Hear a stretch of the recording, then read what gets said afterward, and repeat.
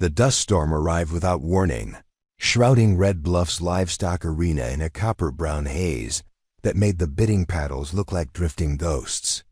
Callista Thornhill felt every hungry gaze turn her way the instant the auctioneer's taunt cracked across the bleachers. The lanky man's voice, sharp as a branding iron, cut through the buzz of restless cattle and spectators smelling noon-hot hay. Step up, folks. Don't be shy. Our next lot's near bursting at the seams, and I ain't just talking about her skirt. A roar of laughter, rough and careless, surged from the stands. Callista's cheeks burned crimson beneath her plain straw bonnet. She fought the urge to fold her arms over her bodice, to shrink, to vanish, but shrinking was impossible when you were 5'10" and built like a draft horse instead of a dainty quarter-mar. She squared her shoulders instead, gripping the frayed handles of her hopes, a patched carpetbag holding every stitched by candlelight quilt square she owned. The money from selling them was meant to buy seeds, books, and maybe, if the good Lord smiled, enough wood to fix the cabin roof. Before high summer rains, inside, her resolve whispered, "Do not cry. Crying here means they win." The auctioneer, Mr. Langstrom, loved a spectacle. He tipped his sweat-stained hat, exposing a brow paler than a hog's belly. $1 to start, one measly dollar for the lady's entire bundle of, well, extra padding. A man near the front hoisted a tin cup and called, "Might need 4 mules just to cart her home, Langstrom." More laughter. Coins clinked in mock sympathy. Callista inhaled until her corset stays protested. Her late mother's voice drifted through memory. Hold your ground, child. He who laughs loudest often aims to drown a tremor in his own heart. $2. Someone drawled from the side rail, head swiveled. An unsettling hush followed, as though the dust itself paused mid-air. Emerging from the gloom, Beauregard Silas Cromwell leaned casual against a cedar post. Everyone knew the name even if they'd never shaken the hand. Ranch baron, war veteran. A silver fox with shoulders like carved ridgelines and boots that gleamed darker than Sin. Heath Ed whispers rippled. Cromwell never attends rag auctions. Fella could buy the whole county. Why bother? Langstrom blinked, adjusting the spectacles he seldom needed. $2 from Mr. Cromwell. Do I hear 3? Callista risked a glance. Cromwell's slate-gray gaze flicked briefly. To hers, not pity, not appraisal. Something like challenge, edged with ember heat. $5, barked an oily voice. Eben Rice, owner of Red Bluff's grain mill, and its loudest gossip stood, puffing out a chest draped in burgundy waistcoat. A man shouldn't pay more than market price for surplus. Callista's knuckles whitened around her carpetbag. Surplus. She tasted copper rage. Cromwell straightened, dust motes swirling around his Stetson's brim. 10. Murmurs rose. $10 equaled a ranch hand's monthly wage, more than Callista had dreamed of fetching for her quilts. Eben sneered. 15. Callista's heartbeat rattled ribs. This tug of war was no longer about fabric. It was her dignity hanging. In the balance. Cromwell lifted a brow, lips curling in a smile that promised thunder. Why stop at scraps? 100. Gasps detonated like misfired caps. The auctioneer nearly swallowed his jaw. Sold. He stammered, slamming the gavel before any tongue could catch the number again. Callista's knees wobbled. $100. Enough to plant every acre plus buy a milk cow. Enough to silence Langstrom forever, if she dared seize it. But Cromwell was already striding forward. Hand outstretched not for the carpetbag, but for her. She hesitated. Acres of gossip sprouted in that heartbeat. A wealthy widower buying. The heavy seamstress? Scandal would root overnight. "Ma'am," Cromwell said, voice low as creek-bed gravel. "Permit me." His palm was calloused working, man's proof, not soft banker's fluff. Callista placed her hand in his. Warmth traveled up her arm, igniting a sensation she'd forgotten existed.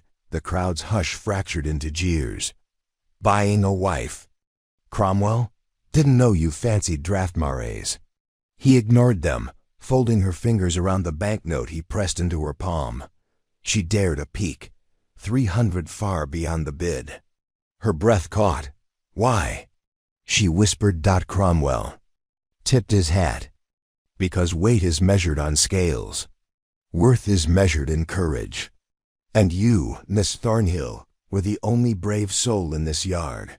Tears stung, but pride damned them. I don't need charity. Neither do I, he replied. Consider it an investment if you're willing. The auctioneer cleared his throat, eager to move on. Callista opened the carpet bag, withdrew the top quilt cornflower blue stitches on russet cloth, and held it toward Cromwell. A fair trade, she said, voice steady. As he accepted it, thunder rumbled, though the sky remained an unbroken brass dome. A warning, perhaps, that the earth itself felt the shift. The wagon ride south along Dry Creek Road shimmered under late afternoon sun. Callista sat beside Cromwell, the stiff banknote tucked safe inside a leather purse she'd sewn. For church raffles. His Percheron team pulled the buckboard at an easy gait, tails swishing lazily at flies. Silence nested between them, not awkward, but ripe, like soil before seed. Callista studied his profile, the faint scar across one cheekbone, the silver at his temples, the patience in his posture.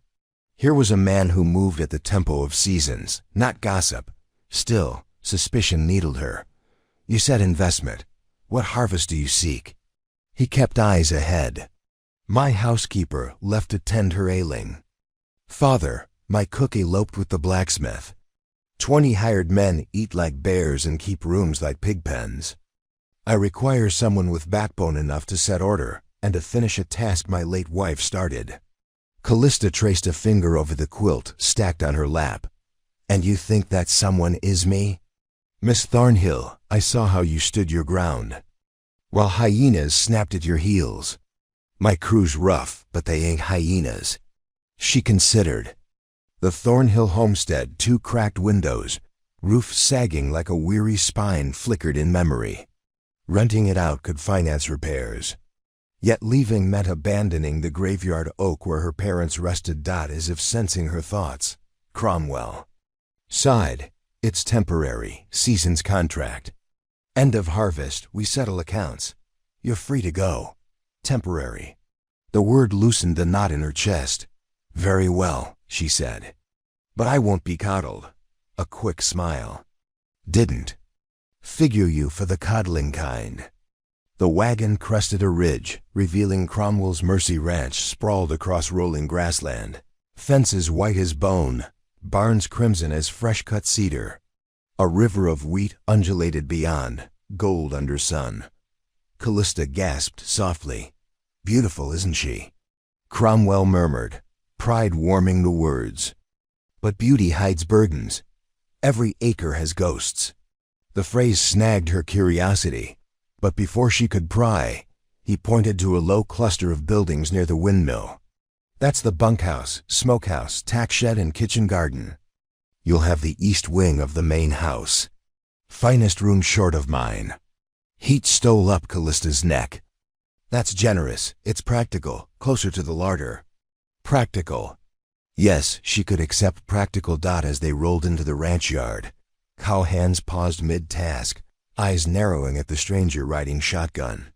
A red-haired foreman spat into the dust, then tipped his hat. Evenin', boss. We weren't expecting company. Cromwell climbed down, offered Callista a steadying grasp. Boys, this is Miss Thornhill, new steward of house and kitchen. Any man who disrespects her answers to me. Some nodded. Others shuffled grudgingly. One, a wiry lad with a knife scar on his chin, snickered. Sure hope the pantry can keep. Up. Cromwell's gaze turned iron. Sam, fetch the water barrels from the south trough. Now. The boy paled and hustled off. Callista exhaled. Your men value your word. They value their hide, Cromwell corrected, then softened. But loyalty runs deeper than fear, you'll see. Inside the manor, polished oak floors stretched beneath vaulted ceilings. A portrait of a blonde woman, Cromwell's late wife. She presumed overlooked the foyer. Bluebonnets filled her painted hands, eyes alight with mischief. Callista hesitated before the frame. She's lovely.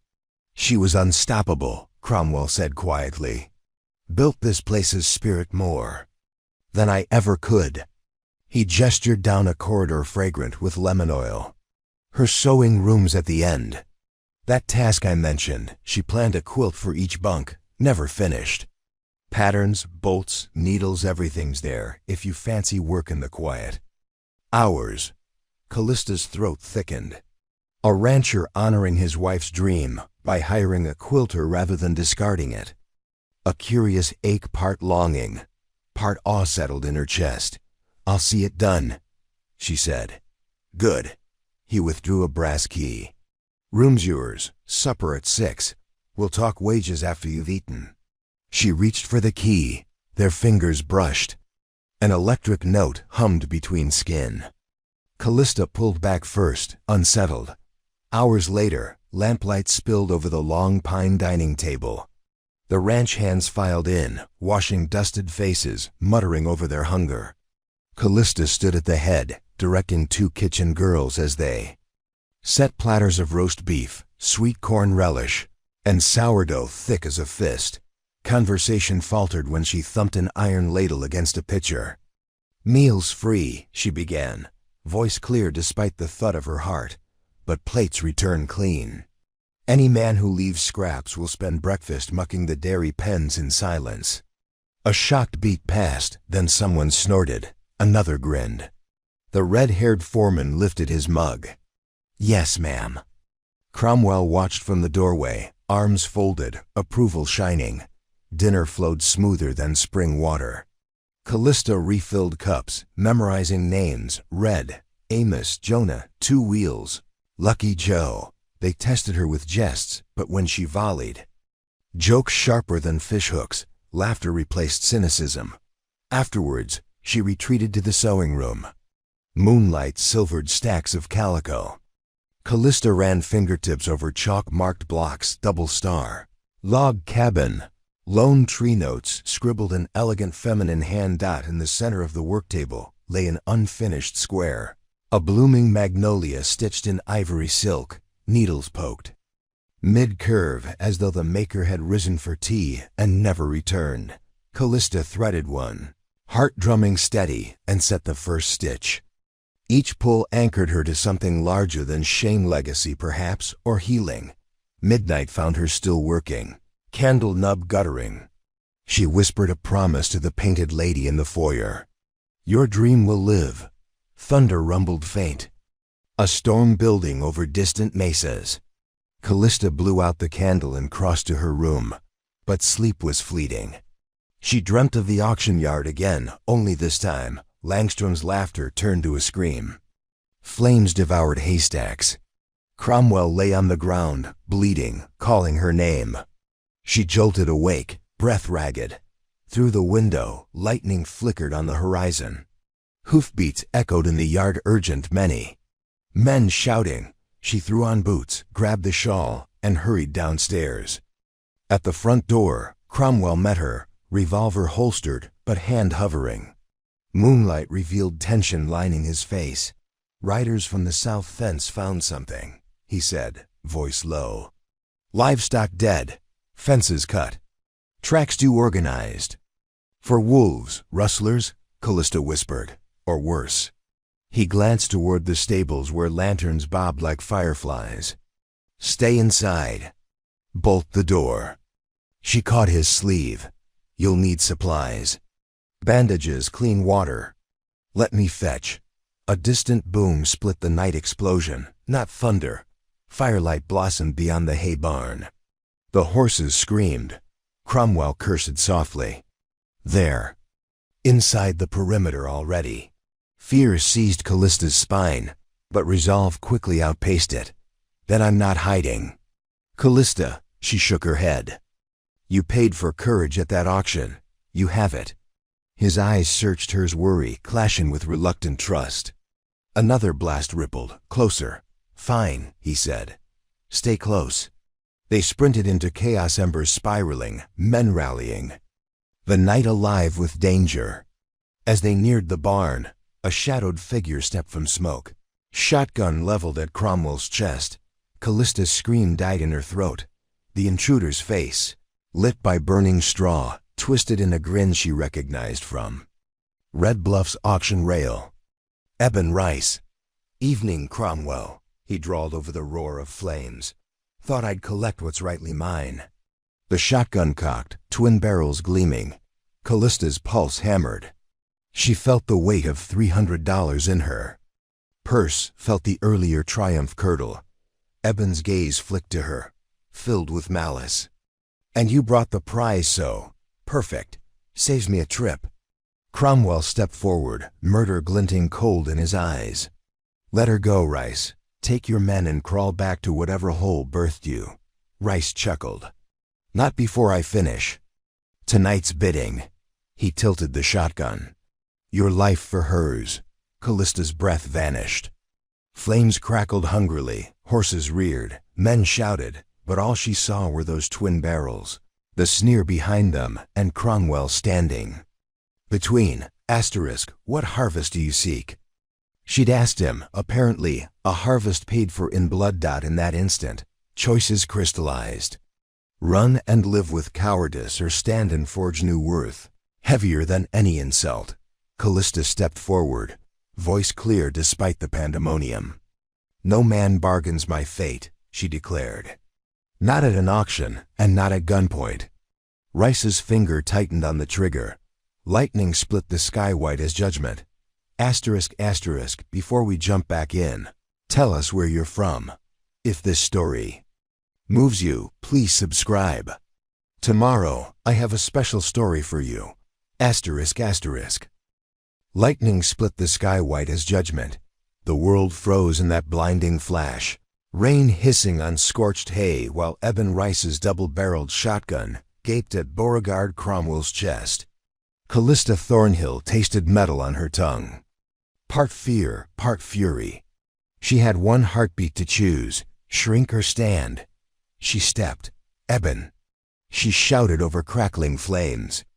You want me fine, but you get me with my fists up, not my knees down. Rice's eyes flicked to her, momentary flicker of uncertainty. Cromwell seized it. He pivoted, grabbing Rice's gun with one gloved hand while driving a shoulder into the miller's ribs. The shotgun boomed skyward. Buckshot shredded the storm clouds. Thunder answered, drowning screams of panicked horses. Callista lunged, snatching a smoldering pitchfork dropped by a fleeing ranch hand. Heat scorched her palms through thin gloves, but she planted the steel tines square across Rice's ankle, pinning him. He howled, twisting. Cromwell wrested the shotgun free and hurled it into a rain barrel. From the shadows of burning straw, two more figures emerged, Rice's hired bruisers, revolvers glinting. Callista's pulse slammed against her ears. She could almost hear her mother reciting scripture about courage being forged in fire. She swung the fork wide, forcing the gunman to scatter. Cromwell drew his Colt. One assailant fired first, too hasty. The bullet ricocheted off a stall door. Cromwell's return shot was unerring. The man spun, weapon flying. The second thug lunged for Callista, thinking her the weaker link. Big mistake. She met him with the fork shaft like a battering ram, cracking ribs. When he doubled over, she slammed her knee into his chin, felt teeth jar. Rain surged, a welcomed ally dousing haystacks before flames could swallow the barn. Rice yanked free, limping toward the open yard. Cromwell started after him. Callista caught his sleeve. Let him run, she rasped. Fire's not out. He hesitated, eyes amber in the firelight, then nodded. Together they formed a bucket. Line with ranch hands to smother hot spots until the night smelled of wet ash and singed. Sorghum instead of ruin. Dawn bled rose over Mercy Ranch, revealing the cost. 2 horses dead, hay barn half collapsed, the south wheat field charred in a ragged swath like a wound across the earth. Cromwell's men counted bruises. Callista distributed poultices brewed from willow bark and honey, the way her mother taught Dot by. Midday, Sheriff Alonzo Quaid arrived slender, mustached, more politician than lawman. He surveyed the destruction, scribbled notes, but his sigh told a truth louder than pen scratches. Evidence is Ash's bow. Rice'll claim you shot first.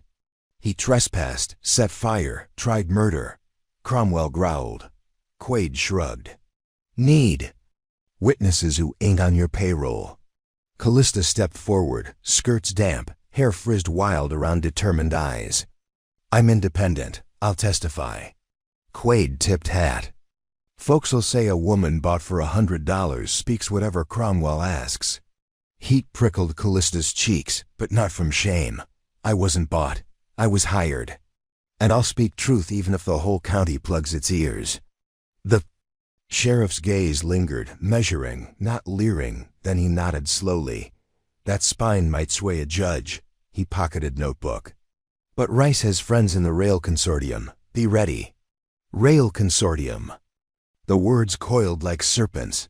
That evening, Callista found Cromwell in the magnolia orchard south of the manor, leaning on the fence that overlooked ruined wheat. Twilight painted his profile in bruised purples. In his hand, her cornflower blue. Quilt square, a comfort he seemed unaware of crumpling. She joined him, silence stretching like fabric on a frame. Lost 15 acres, he said finally. Seed, labor gone. We'll reseed, she replied. Rains will be late now. Might not sprout. Callista reached, gently straightened the quilt piece. Then we plant millet. Matures quicker. A ghost of a smile. You always have an answer? No, she admitted. But I refuse to let fire be the final word. He exhaled, shoulders easing. My late wife used to say that. Tell me about her. He did, softly, speaking of Eleanor's laugh that echoed off canyon walls, how she believed saving a single lamb proved the world redeemable. How, in her last days, she sewed quilts so each hired hand would carry warmth after. She was gone. Callista listened, feeling the weight of unfinished stitches upstairs. I won't fail her project. He turned. Moonlight silvered the scar on his cheek. You already honor her, Callista. More than you know. The moment thickened something fragile budding. Hoofbeats shattered it. The red-haired foreman, Red Donovan, skidded to a halt. Boss rider from Red Bluff brought this. He handed over a telegram, edges torn. Cromwell's jaw tightened as he read. Callista watched words drain color from his face. What is it? He passed it silently. Asterisk, stay off Section 12 or flame spreads to flesh. G, asterisk, Section 12. She echoed. Timber Ridge by the river.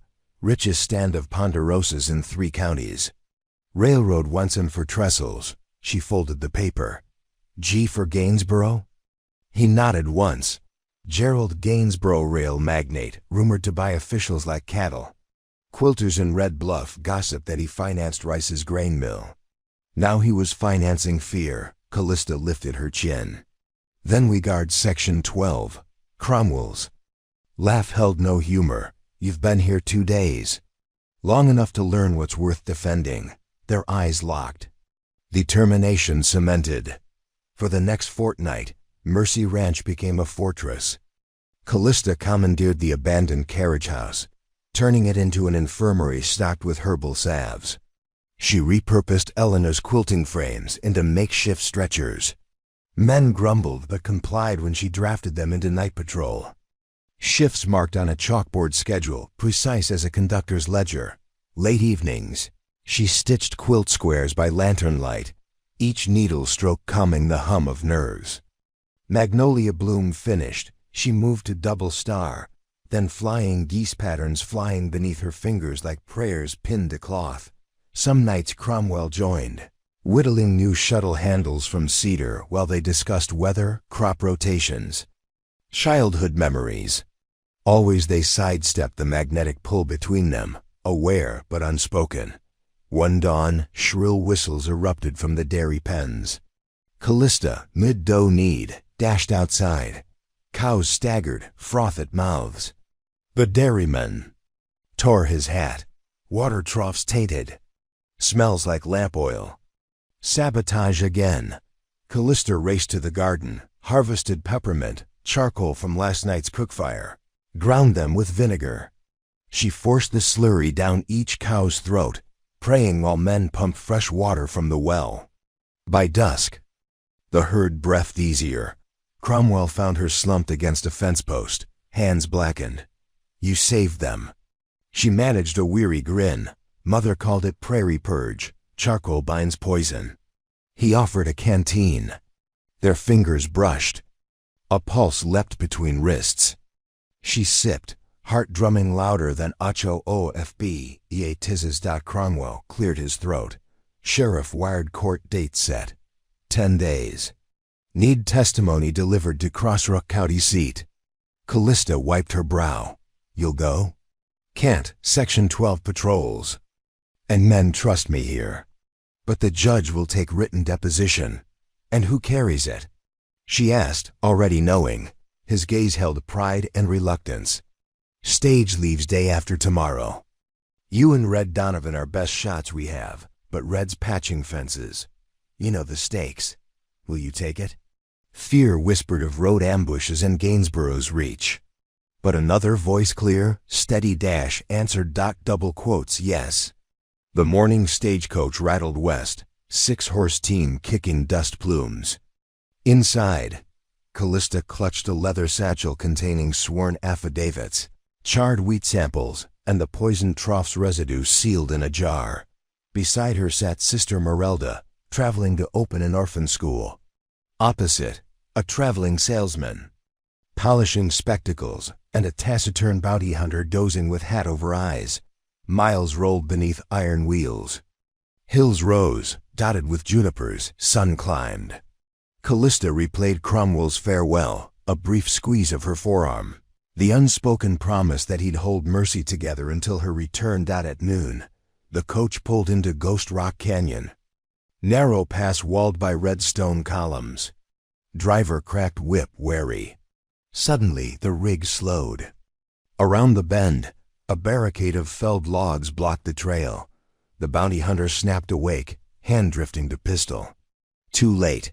Gunmen emerged atop ridges, rifles trained. Callista's pulse hammered. She recognized one, Rice's bruiser, mouth. Missing 2 teeth from her earlier knee. He grinned. Driver raised hands. Stake your business. To collect a debt, the tooth gap sneered. Parcel in that coach belongs to Mr. Gainsborough. He gestured. Another thug lifted a dynamite bundle, fuse already sputtering. Panic spiraled inside Callista. She scanned the coach bounty hunter drawing slowly, sister clutching rosary, salesman frozen. The satchel burned against her side like a brand. Her mind raced. Quilts. She had 3 folded in the overhead rack, Eleanor's patterns completed during anxious nights. Fabric, batting, air pockets could muffle blasts, maybe. She grabbed them, whispering apology to the deceased mistress, and shoved them against the coach door seams where the explosion would hit first. Everybody out. Tooth Gap yelled, hands high. Callista exchanged a glance with Sister Merelda, both understanding that stepping out meant death. She took a breath that tasted like iron. The fuse hissed shorter. She flung open the door, hurled the quilts outward like bright startled birds. In the same motion, she rolled beneath the coach chassis, landing hard among rocks. Gunfire cracked, men shooting at the fluttering fabric, mistaking it for fleeing bodies. The salesman shrieked, diving after her. The bounty hunter sprang out. Opposite side, revolver spitting. Chaos. Callista crawled, skirts snagging, until her fingers closed on a dropped rifle driver's, knocked away by fear. She'd never fired anything heavier than a varmint shotgun, But Cromwell's night lessons echoed. Breathe, anchor, elbow. Trust the line. She propped the barrel against a wheel spoke, aimed up at tooth gap silhouetted by canyon light. Exhale, squeezed at the rifle kicked. Tooth gap spun backward, dead before his hat hit dust. Bullets peppered the stage walls. Sister Merelda prayed louder. Smoke curled from dynamite fuse mere inches now. Callista's gaze locked on it. No time to douse. She clawed for the jar of poisoned water, yanked cork, and flung contents. The vinegar charcoal slurry smothered the fuse in a hiss and grate. Puff of acrid steam. Stunned silence followed. The bounty hunter took advantage, felling another thug. Surviving bandits fled up ledges, curses fading, heart pounding. Callista crawled from undercarriage. Driver gaped. Sister Merelda crossed herself, muttering thanks. The bounty hunter tipped brim. Ma'am, remind me never to play cards against you. Callista, a loud shaky laugh, then slumped against wheel, but reprieve was brief. One retreating gunman on a ridge swiveled, hefting Molotov bottle. He hurled, arc blazed orange. Callista shoved the nun aside as fiery glass crashed at her feet. Flames licked skirts. She beat them with quilt scrap silk, melting pain singeing calves. She stumbled, adrenaline drowning burn. The bounty hunter shot the arsonist.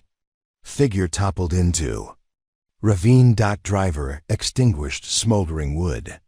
Sister Merelda ripped him to bandage Callista's blistered leg. When dust settled, the coach stood battered but intact. Evidence satchel unscathed. Callista stared at the charred remains of Eleanor's magnolia quilt, now scorched beyond recognition. Guilt stabbed. She whispered, "I'm sorry, Eleanor." Wind carried smell of smoke south toward Mercy Ranch. 2 days later, Crossrock Courthouse loomed, whitewashed and stern. Callista limped but held head high as she presented evidence. To Clerk Howell. The judge, hearing urgency, set hearing for dawn. But Gainsborough's reach was long. That night, Callista lodged at the Silver Spur Hotel. As moon climbed, a knock sounded. She opened door, a crack found a parcel on floor, no messenger. Inside, a bolt of pristine ivory silk, the same Eleanor used, stained with fresh blood. A card, "Quit stitching what isn't yours," no signature. Tremors riddled her stomach, yet resolve hardened. She burned the silk in the hearth, watched blood bubble away. At dawn, courtroom packed, Rice absent, convalescing. Gainsborough, their immaculate linen suit, gold teepin shaped like rail spike. He smirked as Callista took oath. Her testimony held the room like a lariat. She spoke crisp of shotgun taunts, of barn fire, of poisoned troughs. Presented charred wheat, vinegar slurry jar, bullet casings. Quaid added his findings. Bounty hunter corroborated canyon ambush. Gainsborough's lawyer objected, wild tales, emotional exaggeration. The judge, hawk-eyed, requested recess to deliberate. Outside chamber, Gainsborough approached Callista. Up close, his cologne smelled of lily overwrought. "You've spirit," he murmured, "but spirit snaps. Accept a settlement. $3,000 and Mercy keeps its fences. If Cromwell cedes Section 12 timber." Callista met his gaze. "Mercy's not for sale." He smiled thinly. "Everyone's for sale. Price just varies." Then softer, "Cromwell's first. Wife learned that. Shame you'll repeat her lesson." He tipped hat, walked away. Blood iced in Callista's veins. Asterisk, what did he mean about Eleanor? She hurried to telegraph office, wire Cromwell. Asterisk, asterisk. Hearing adjourned noon, stop Gainsborough. Hinted Eleanor intimidation, stop what happened. Asterisk, asterisk, no reply by dusk. Verdict came next morning. Asterisk, trial set for full jury in 2 months. Rice and associates to be detained pending warrant. Asterisk, partial win, but delay dangerous. Callista wired results home. Boarded return stage with sister Merel. Travel. Uneventful until Mercy boundary. Smoke plumes blackened sky. The manor roofline visible, but one corner sagged, scorched. Callista's breath caught. The stage barreled into courtyard. Ash drifted like gray snow. Barn char intact, but main house's east wing her quarters charred skeleton. Men bucket brigaded last embers. Callista leapt down, leg protesting. Red Donovan hustled over, soot-streaked. Started before dawn. Kerosene through your window. We saved West Wing, but sewing room gone. A cry tore from Callista's throat. She limped to blackened doorway. Inside, quilts half-finished lay in heaps of wet ash, needles twisted like sorrow. Her magnolia square burned twice, once by ambush, now by hatred. Bootsteps behind. Cromwell face weary, arms slinged, gash on brow. "I'm sorry," he whispered. She shook head, tears finally spilling. "Not for me, for Eleanor's dream." He touched charred frame. "Dreams can resprout, like millet." She looked at him, heart raw, but Gainsborough plays beyond law. Cromwell's eyes hardened. "Then we go beyond too." Thunder rumbled, distant summer storm brewing. At dusk, Callista gathered men in surviving dining hall. She stood on chair, voice steel. "They think weight slows me. They think fire silences stitches. They forget weight can anchor and ashes feed soil." She unrolled the now singed master pattern of Eleanor's quilt series, rescued from her satchel before flames. Holes peppered margins, but the design still shone. We rebuild. But not just quilts, we build a message.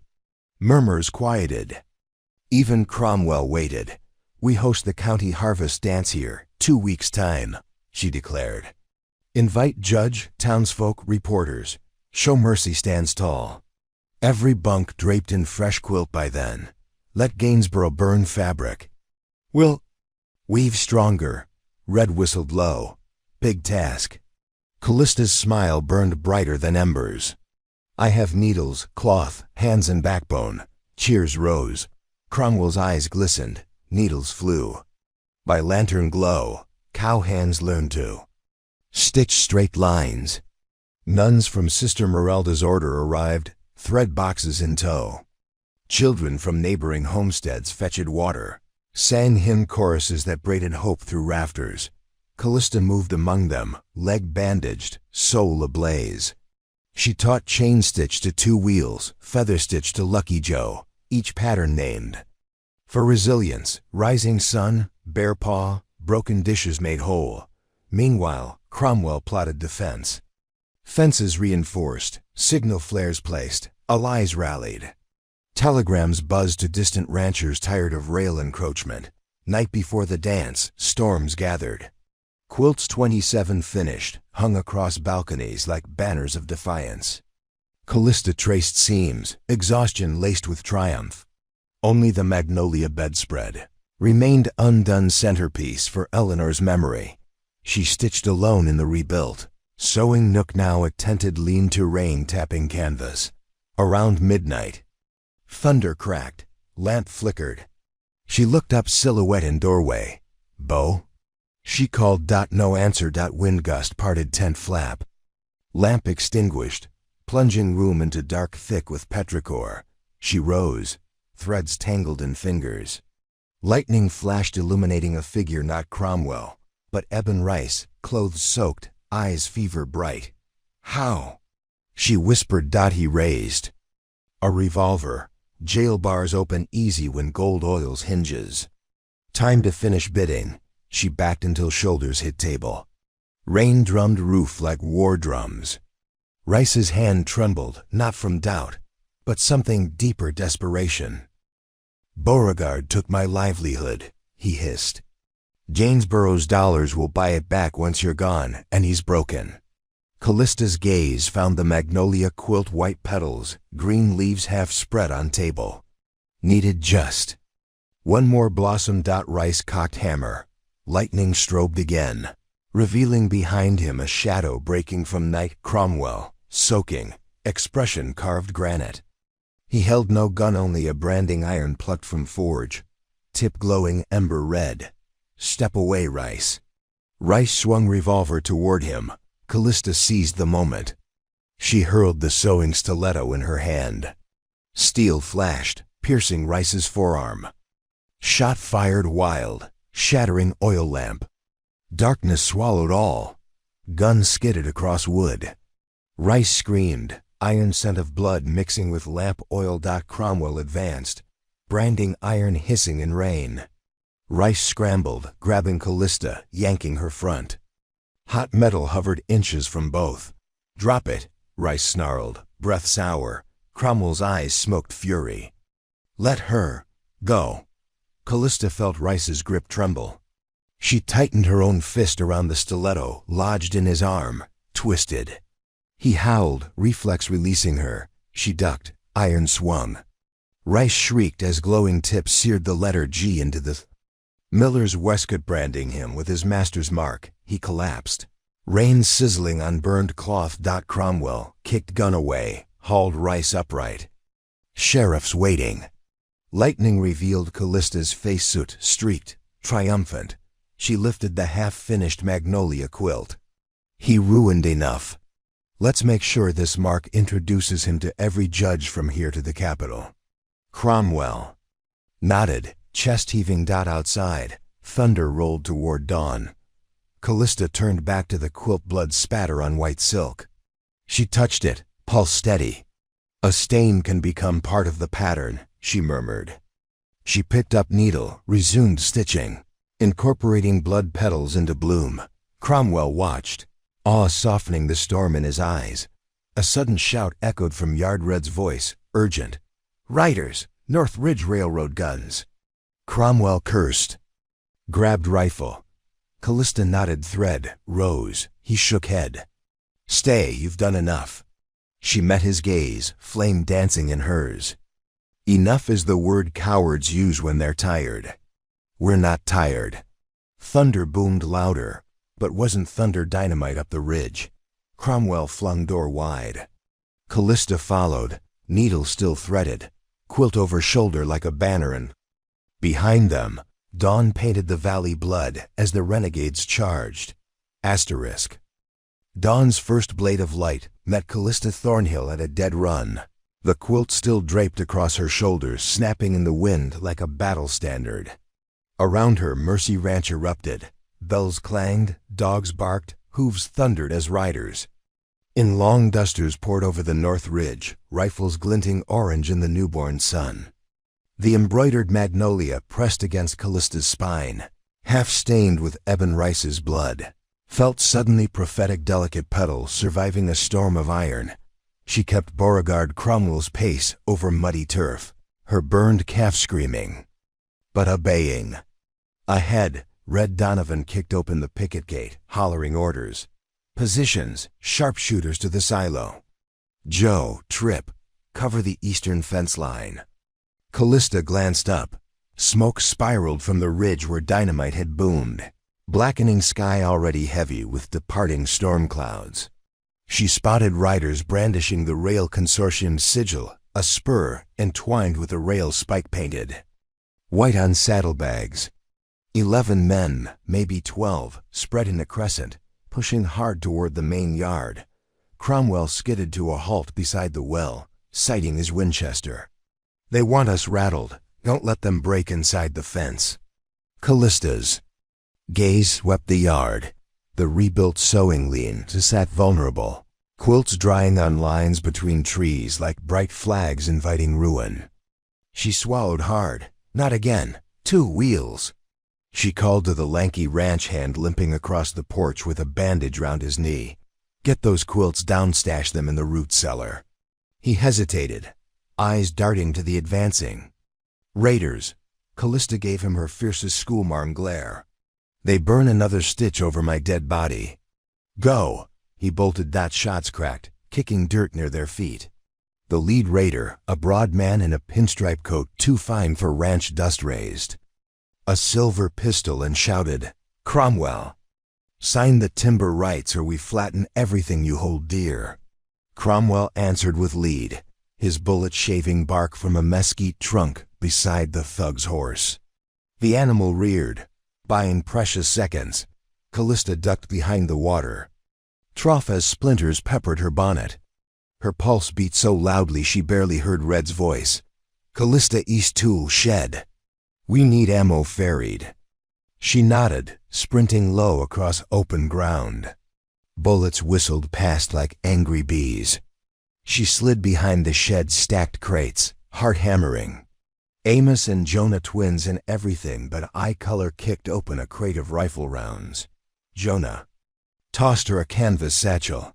We'll hold here. Cromwell's side needs cartridges. Callista filled the bag, muscles protesting. While her hands worked, her mind knitted a mental map.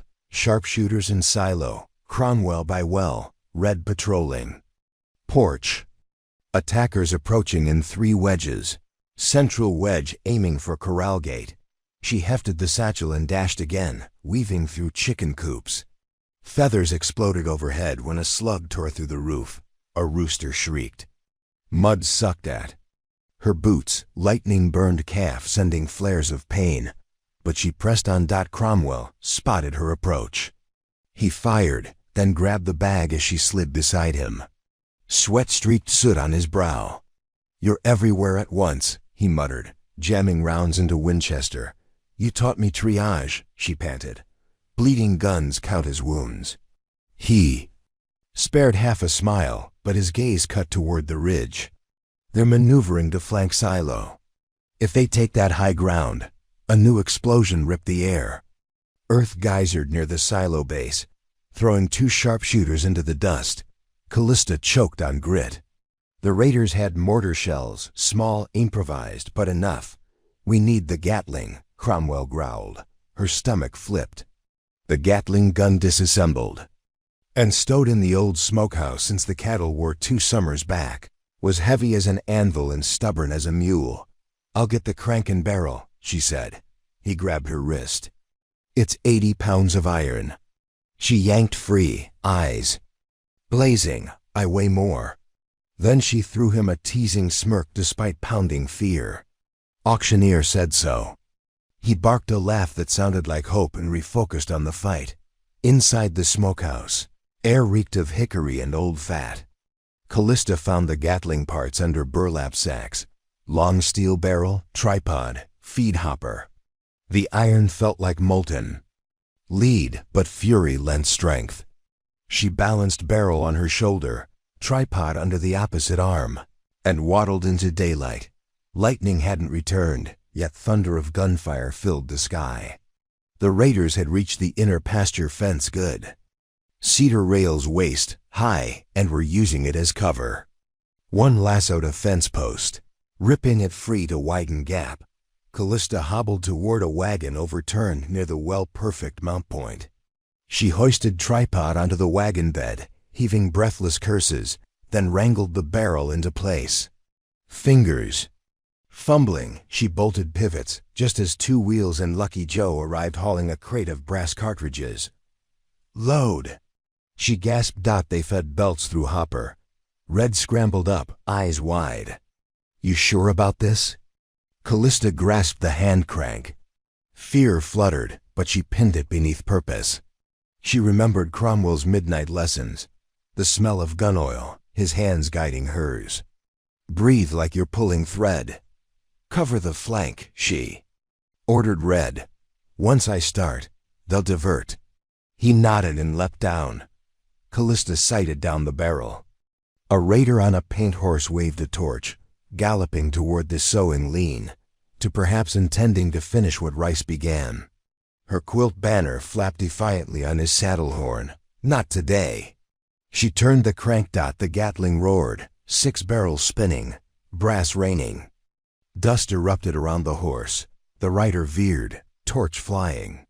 It landed harmlessly in wet mud. She swept the line, forcing raiders to dive. Splinters from fence rails exploded into chaotic clouds. Cromwell shouted commands, his men advancing. Under her suppressing fire, Red and Lucky flanked left, pinning stragglers.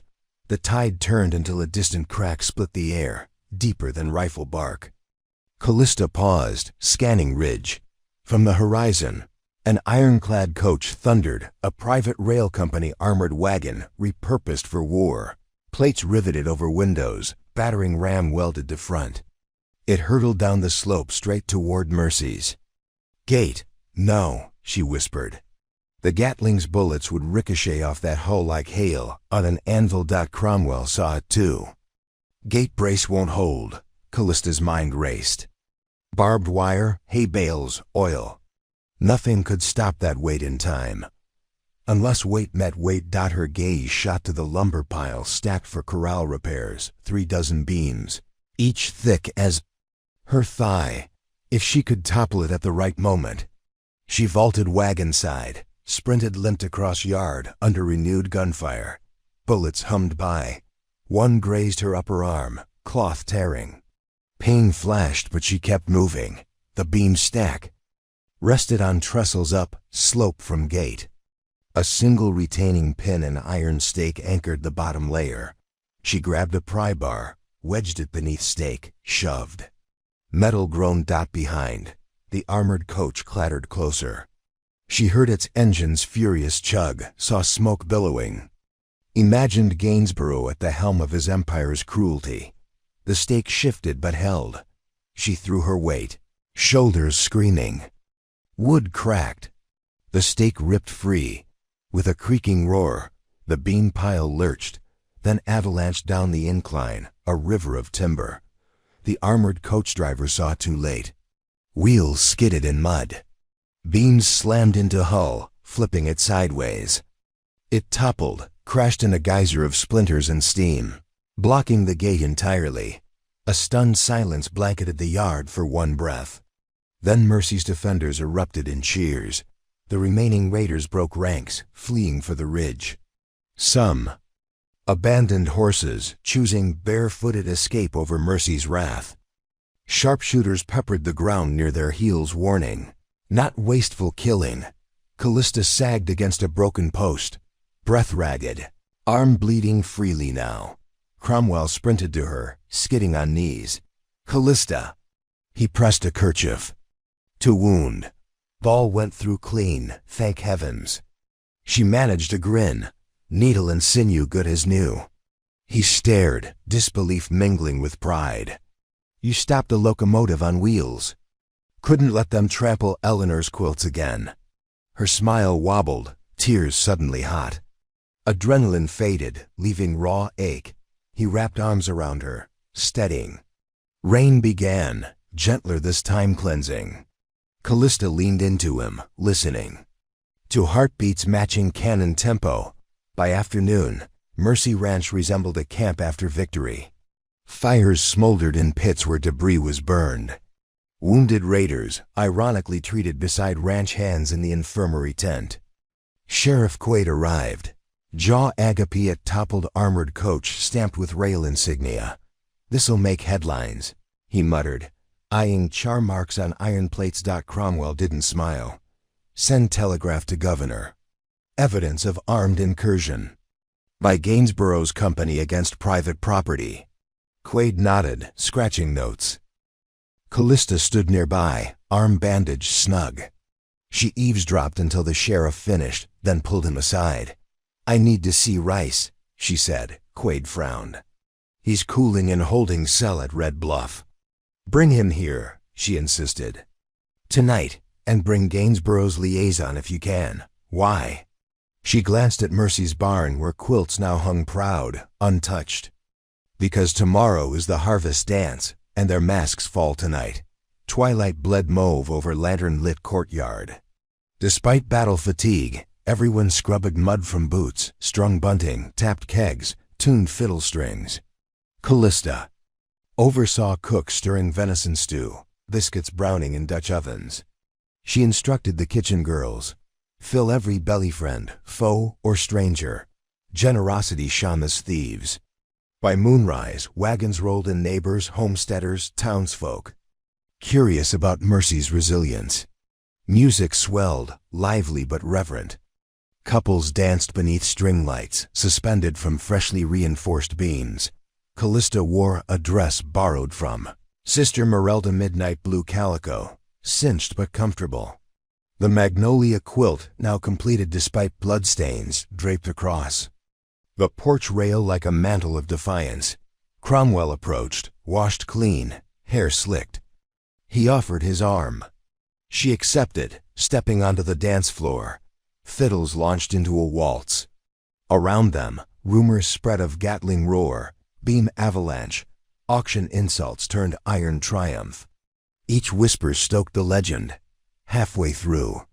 Second verse, Sheriff Quaid cleared throat at podium. "Evenin', folks. I got me a surprise guest." Behind him, deputies hauled Eben Rice onto platform, wrists shackled, arm bandaged where Callista's stiletto struck. Gasps fluttered.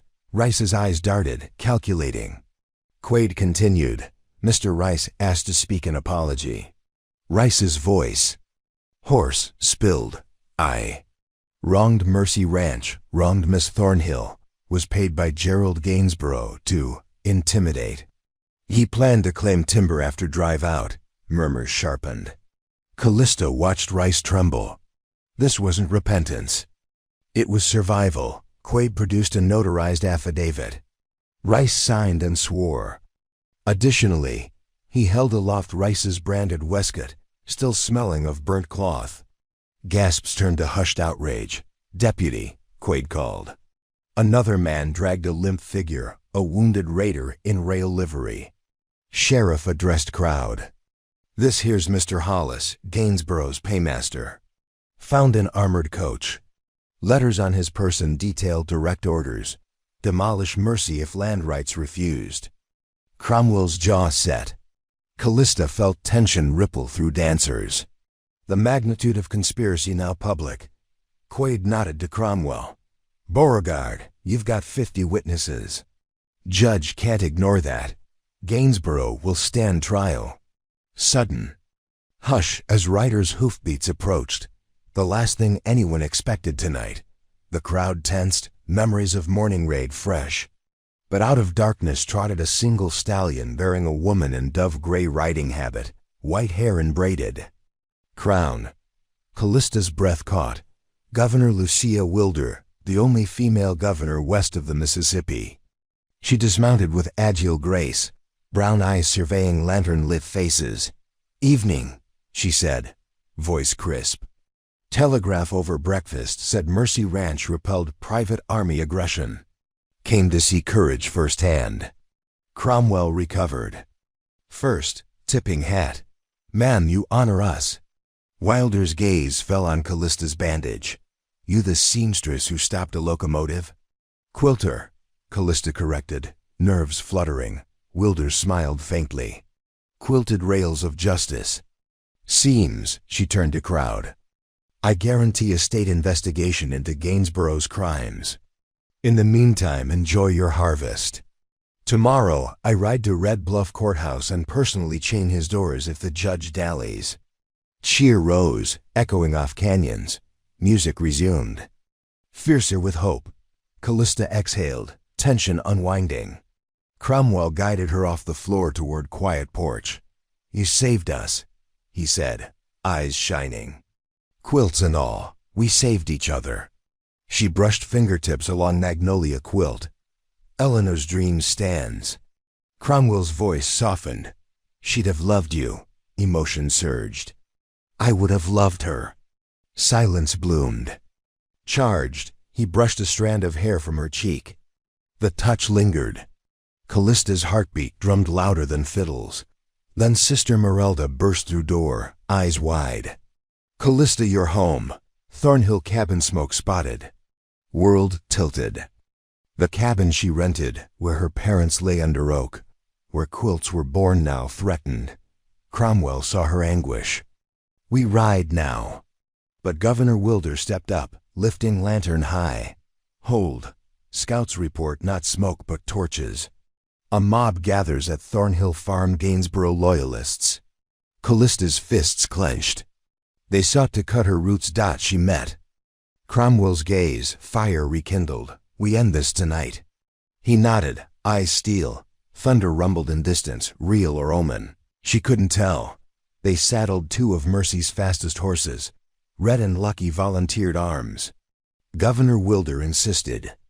On joining, pistol at hip dot as Callista swung into saddle, cloth of magnolia quilt brushed leg. She paused, then unpinned it and draped it over shoulders again, the banner of resistance.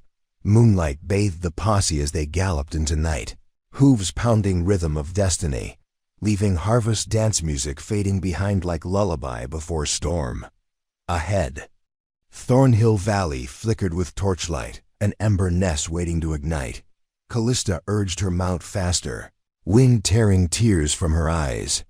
In her ears echoed the auctioneer's voice, Langstrom's mockery like distant echo, now absurdly small. Ahead lay the final bid for land, for legacy, for love born in fire. The road bent, and horizon bloomed red where torches ringed her childhood oak. Cromwell slowed beside her. Ready? She drew breath, tasting ash, cedar, iron. Let the quietest rattler strike deepest. They charged, torchbearers wielded thunderous hoofbeats. 20 men, some in rail dusters, others townsfolk swayed by Gainsborough's gold, parted in panic. Callista leapt from saddle before it stopped, landing hard but upright. She strode into clearing, quilt cape billowing. Drop those brands, or by sunrise you'll be nursing broken hands instead of bribes. She called. Faces flickered with recognition. Callista. The mocked seamstress turned legend. Uncertainty swelled. A lone figure stepped forward, Langstrom the auctioneer, still wearing his cheap felt hat, eyes glinting greed and spite. So the fat girl comes home, he sneered, torch raised. We're just clearing land for the railroad, honey. Be easier without clutter like this. He pointed with torch to the graveyard oak. Callista's jaw hardened. Put that fire down, Langstrom. He laughed, swirling flame dangerously close. To dry grass. Cromwell drew revolver. Last warning. Langstrom's smirk widened. You won't shoot. Not with the governor watching. Governor Wilder rode forward, pistol drawn. Try me. I like practical demonstrations. Langstrom faltered, then grinned twisted cunning. You're outnumbered, he gestured. Torches lifted, guns cocked. Callista felt fear coil but strangled it. She stepped closer, voice carrying calm steel. You mocked my weight because it frightened you, proof I could not be moved. Tonight I move you. She flung quilt into air. Torches caught shimmering petals, momentary distraction. Cromwell fired, shot ripping Langstrom's torch arm. He screamed, dropping flame. Red and Lucky flanked, guns barking warning shots. Governor Wilder's steed charged, scattering thugs. Langstrom clutched arm, eyes wild. Callista snatched fallen torch, stamped it out, then grabbed Langstrom's coat, yanking him nose to nose. My mother taught me kindness, she whispered. But mercy ends when graves are threatened. She jerked him forward, slammed him against oak trunk. Governor's deputies cuffed him, mobs scattered like leaves, dropping torches. Some wounded, most melted into dark. Fire risk doused. Callista sagged against oak, breath shuddering. Cromwell's arm encircled shoulders. They stood among trampled grass, quilts ash-smudged, grief mingling with relief. Governor Wilder surveyed. Scene. Gainsborough's last pawn captured. The board flips. Callista looked over valley, the cabin roof glowing silver in moonlight, unharmed. She swallowed tears. Cromwell squeezed her hand. Homestands. The words, simple yet profound, unlocked weeks of bottled emotion. She turned, burying face in his chest. He held her until tremors eased, near dawn. As deputies escorted prisoners toward Red Bluff, Callista and Cromwell remained beneath graveyard oak. Birds chirped tentative praise for survival. Cromwell brushed dirt from her quilt. It needs washing. She laughed softly. I need washing. A comfortable silence stretched. Finally he spoke, voice low. When this is over trial, rebuilding, will you stay at Mercy? Not as employee, as partner. Her breath caught. Beauregard. He held up hand. No answer now. Just know this. Ranch already feels half yours. She touched Magnolia stitching. I will consider after Gainsborough falls. He nodded, content. Thunder rumbled distant, but no storm clouds. They frowned, scanning horizon. Ground vibrated subtly, a long ridge. Locomotive's silhouette materialized, 2 engines on temporary spur line. Gainsborough must have laid in secret. Smokestacks belching as they pushed flatbed cars loaded with more armored coaches. Cromwell swore, "He's bringing an army." Callista's pulse stilled into icy calm. "Then we must intercept before tracks reach Mercy." Governor Wilder, overhearing, cantered over. "State militia can blockade at Eagle Pass, but rail will arrive in 2 days. We'll need evidence delivered to Capitol by tomorrow noon too. Authorize. Distance impossible by horse, unless." Callista's gaze lifted to rails glinting under morning sun. "Same rails. Gainsborough planned for trestles. We use his strength," she murmured. "Borrow the San Juan Express."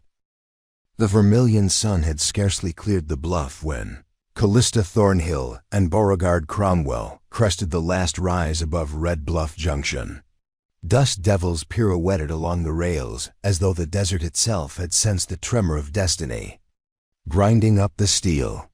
Far below, the town's twin water towers cast long shadows across coal yards still veiled in dawn haze. A lone freight locomotive painted black as pitch, letters SJRX stenciled in fading gold idled like a slumbering beast at the depot siding. Callista reined her mare beside Cromwell's gelding. Both horses frothed from the 20-mile sprint. Both riders felt every jolt in bone and breath. Yet adrenaline burned bright enough to smother fatigue. Cromwell surveyed the yard through spyglass. San Juan Express, right on schedule. Engineers likely taking breakfast at the cook shack. Crew half asleep. We have 20 minutes before the dispatcher orders westbound clearances. Callista pushed sweat-damp hair under her travel hat. We'll need more than speed. If Gainsborough's men hold the telegraph office, they'll wire ahead the instant. We roll. Governor Lucia Wilder, astride a dappled roan, joined them, fanning dust from her jacket. She fixed Cromwell with pragmatic calm. Cutting wires buys you an hour at best. Capitol's telegraph links triangulate through St. Glenn and Clifton. We need to silence the keys without raising alarm. Red Donovan and Lucky Joe halted behind, rifles slung. Red tipped his hat. Could jam the sounder magnets with pig iron slivers. Operator won't catch on till he wonders why messages come garbled. Cromwell gave sharp nod. Do it. Callista, you and I take the engine. Governor cover yard with that badge of yours. Wilder's lips quirked. Territorial authority never hurts. I'll stall any curious deputy. They rode into town in staggered pairs to avoid suspicion. Callista dismounted near feed store, heart pounding not from exertion but magnitude. Hijack a freight, outrun rail guards, deliver evidence to the Capitol before Gainsborough's armored column reached Mercy. The plan teetered between audacity and lunacy. Inside the depot, the stale scent of coal smoke mingled with molasses. Callista, posing as a produce broker, her bonnet hiding bandage, approached the ticket counter. The clerk, nose buried in ledgers, barely glanced up. Good. Meanwhile, Cromwell strode along the platform as if inspecting cargo. He slipped beneath. The tender's shadow, boots silent on gravel. Steam hissed from safety valves. The great machine thrummed quietly, ready. He climbed into the cab. The fireman, a youngster wiping soot off shovel blade, gaped. "Sir, this engine's not scheduled." Cromwell flashed a forged line, order. Callista had spent the ride copying from Wilder's official stationery. Dispatcher reroute. Emergency consignment. State materials. The fireman squinted at embossed seal. Never saw no governor's crest before. A crisp voice answered behind. Wilder herself, stepping onto footplate, pocketing a brass badge. "Consider your education widened, son. Name's Governor Wilder." Move briskly, and you'll have a story for your grandchildren. Her stare brooked no dissent. Fireman swallowed hard. Yes, ma'am. Cromwell leaned close, dropped his voice. What's your name, lad? Ellis, sir. Ellis Boone. Good hand to have. Keep your shovel steady. We'll need pressure. Boone nodded, eyes gleaming at strange fortune. Wilder hopped back down. Platform clear, Mr. Cromwell. When you hear the water tower whistle roll. She strode off to distract the yard boss, leaving Cromwell stoking furnace. Callista reached telegraph office just as Red emerged, wiping iron filings from fingers. He winked. Magnets fouled, coils humming wrong songs. Inside, Lucky Joe entertained the operator with tall tailies, buying moments. A shrill triple-note whistle echoed the water tower call. Cromwell's signal. Callista hustled down platform. Steam roared as drive rods clanked. She grabbed cab ladder, hauling herself aboard. Boone widened eyes at sudden company, but Cromwell simply squeezed her forearm. Reassurance in brief contact. West throttle in 3, 2. He eased lever. The locomotive lurched, wheels biting rail. Callista's stomach swooped with sudden motion. Depot buildings glided past. Startled workers shouted. Governor Wilder raised hand in salute that doubled as delay yard boss. Paused to stare rather than give chase. They cleared switch points. Cromwell advanced regulator, steam jets screaming through cylinders. Callista peered back. Red and Lucky galloped toward their waiting horses. Mission accomplished. Good. The San Juan Express thundered across mesas. Desert wind shredding exhaust into long banners. Callista secured satchel of evidence under wooden seat, then poured water for Boone while he fed the firebox scoria lumps of coal. Embers glowed devil red. Heat baking cab like Kill. Cromwell balanced on tender lip, eyes scanning rail ahead. His shirt clung to shoulders, muscles flexing with every minor course correction. Callista found herself admiring the measured confidence, then admonished the distracting thought. Peril loomed. How fast can she run? She asked over hiss. He adjusted sand valve. 70 if track holds. We'll need it.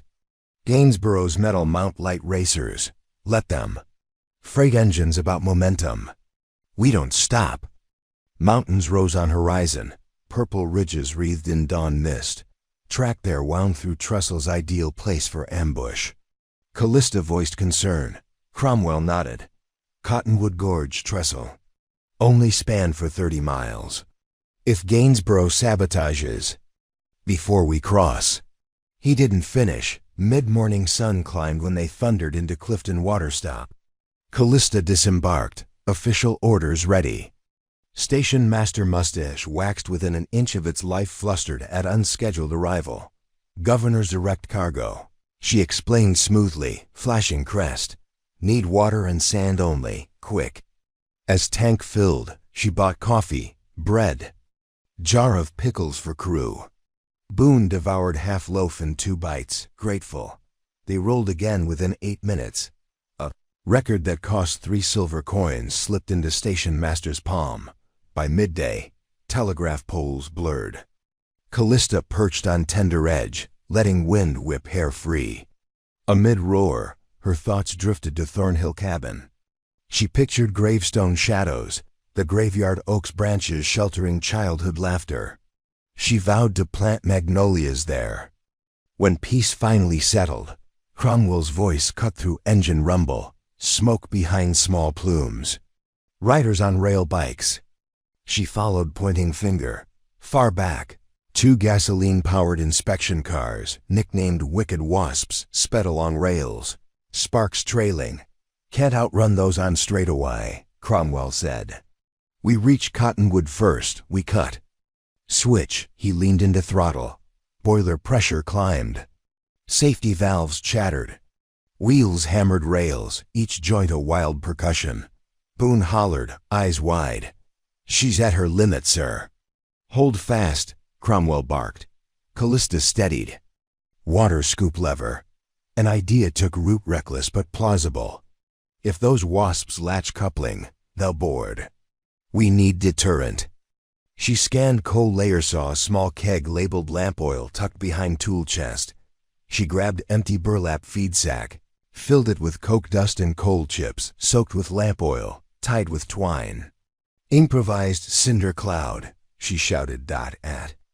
Next curve, she tossed sack into firebox. Boone jumped back. A gout of blazing cinders roared out smokestack, showering rails behind in black hail. One pursuing car swerved off rails, flipping into sagebrush. Cheers erupted in cab. Second car persisted, driver ducking sparks. Cottonwood Gorge loomed ahead, jaw of granite cliffs straddling 100-foot drop, trestle spanning like a spiderweb. Of timber, Callista's mouth went dry. At this speed, stopping before trestle impossible. She scanned shadows, half expecting dynamite charges. They rocketed onto span. The wooden deck rattled beneath weight, but held. Callista exhaled only for blaster rip rear sleepers, trembling locomotive. A charge detonated after engine passed saboteur's mistimed fuse. Rails behind vanished, trestle splintering.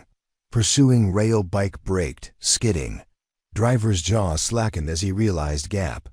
He leapt, but machine plunged into chasm. Echoing.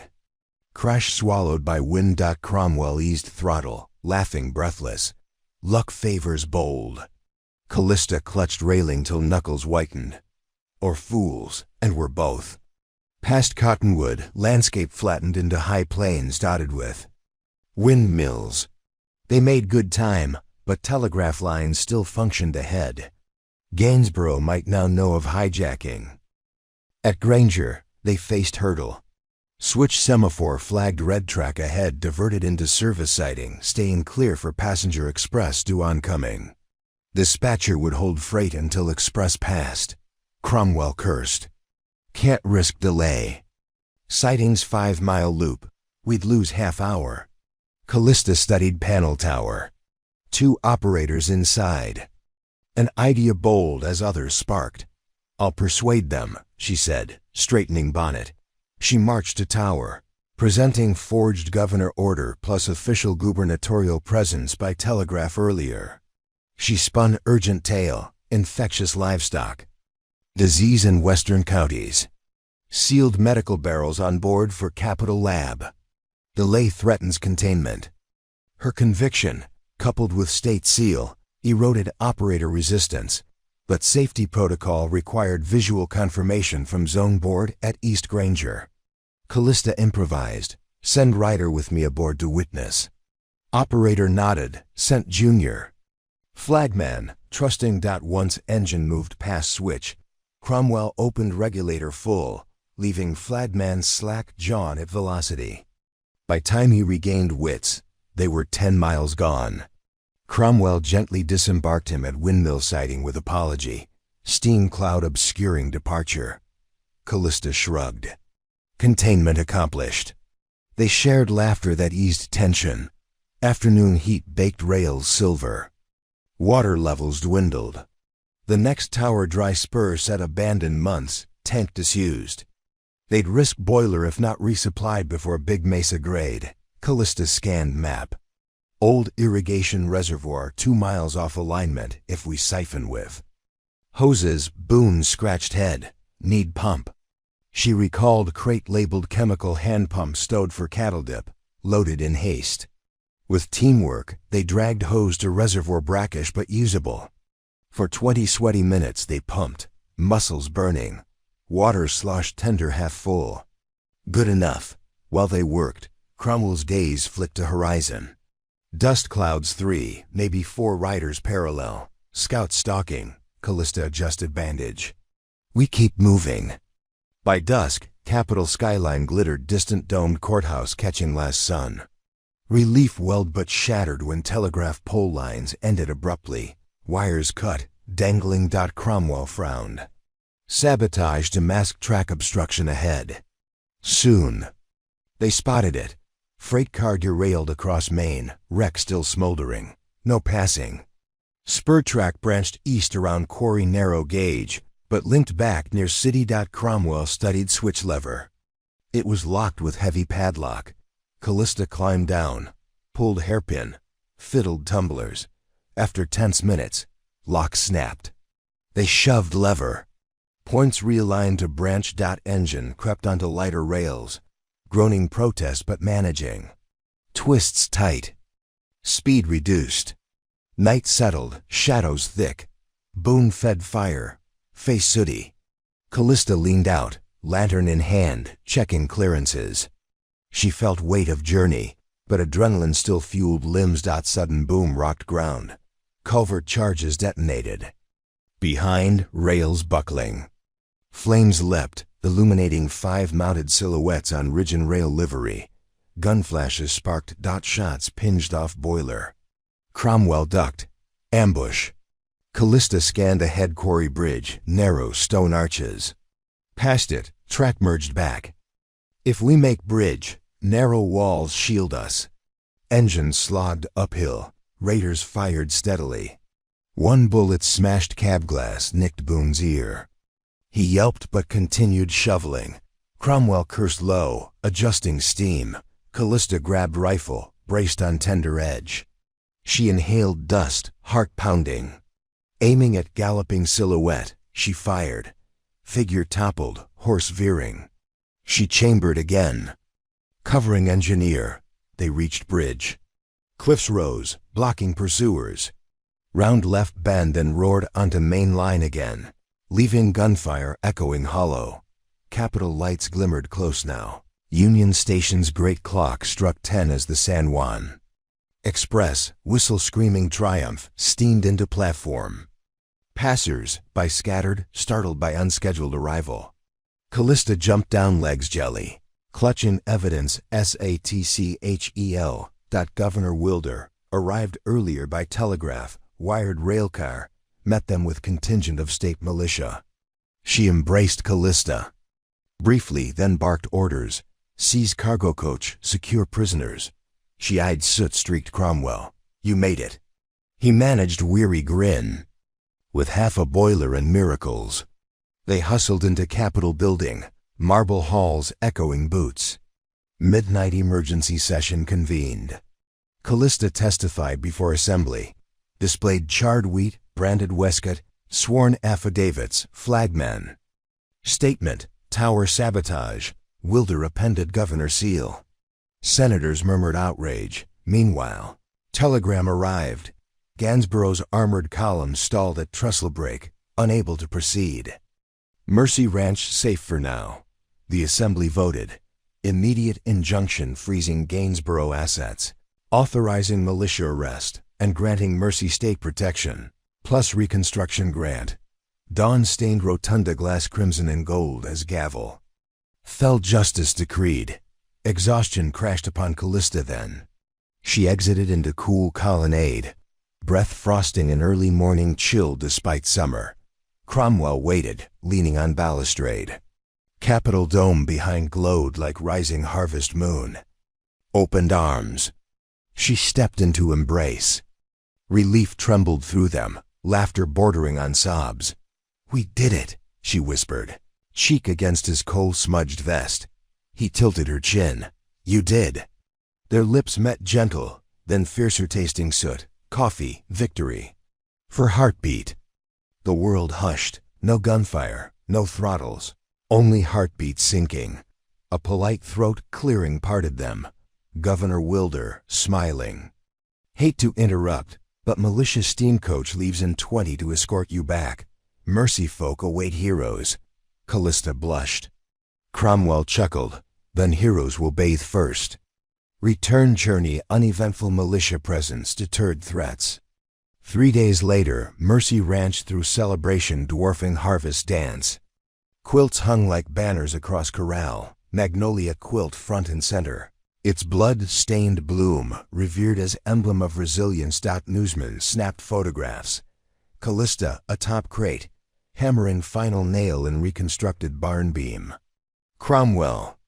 Beside, shirt sleeves rolled, grin wide. Governor Wilder delivered speech, praising courage, announcing new rail regulations. Sheriff Quaid presented arrest warrant. Janesboro captured attempting flee via private dirigible. Even the auctioneer Langstrom, arm bandaged, attended under guard, forced to read public apology. Crowds jeers around his trembling voice. Sundown. Painted skies tangerine. Under lanterns, fiddles struck courting tunes. Callista wore new scarlet gown sewn from bolts originally intended for Gainsborough's luxury railcar. Upholstery spoils of justice. Cromwell approached, nervously adjusting collar. "May I have this dance, Miss Thornhill?" She laughed, curtsied. Exaggeratedly. "My feet recall railroad ties, but they'll try." They danced slow, dust swirling golden around boots. Callista felt weight once mocked become anchor of presence, turning with grace born of certainty. Whispers around spoke of legend, yet she felt simply herself, heart-light. As song ended, Cromwell drew small velvet pouch. Her breath caught. But he didn't kneel, just placed pouch in her palm. Inside, a miniature silver thimble etched with magnolia bloom. "Token," he said, "for hands that stitched hope." Tears glimmered. She slipped thimble onto finger, kissed him softly. In distance, gravestone oak waved dark silhouette against stars. She knew at Granger, they faced hurdle. Switch semaphore flagged red, track ahead diverted into service siding, staying clear for passenger express due oncoming. Dispatcher would hold freight until express passed. Cromwell cursed. "Can't risk delay." Sidings 5-mile loop. We'd lose half hour. Callista studied panel tower. 2 operators inside. An idea bold as others sparked. "I'll persuade them," she said, straightening bonnet. She marched to tower, presenting forged governor order plus official gubernatorial presence by telegraph earlier. She spun urgent tale, infectious livestock. Disease in western counties. Sealed medical barrels on board for Capitol Lab. Delay threatens containment. Her conviction, coupled with state seal, eroded operator resistance, but safety protocol required visual confirmation from zone board at East Granger. Callista improvised. Dawn spilled over Mercy Ranch like fresh paint, gilding every ridge with luminous hope. The battered fences glimmered silver pewter, while the newly repaired barn roof caught the sunrise and flung it back toward the heavens in 1,000 molten shards. Callista Thornhill awoke on the porch swing where she had dozed off after last night's dizzying celebrations. The magnolia quilt draped her shoulders.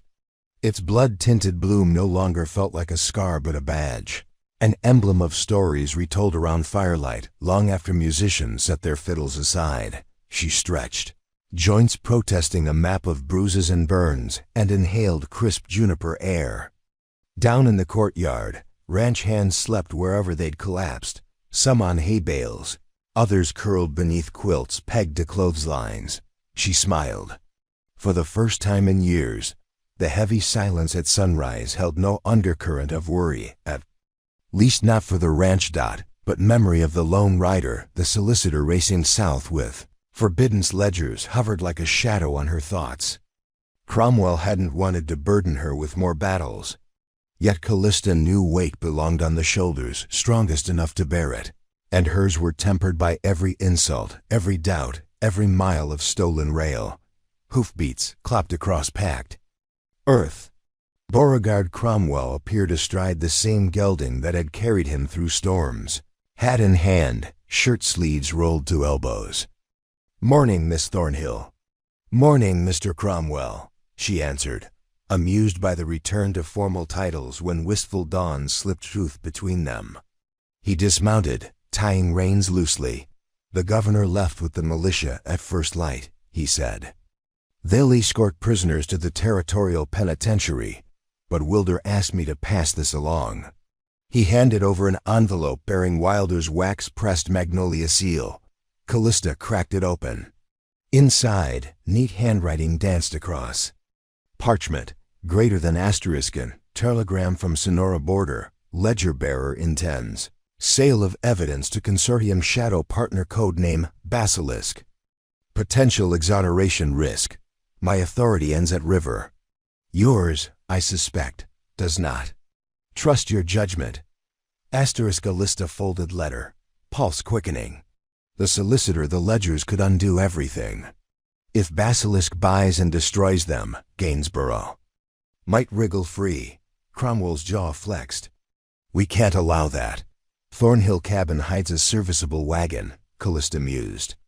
Light enough for mountain trails south of the border. But we'll need speed. Cromwell tapped saddle.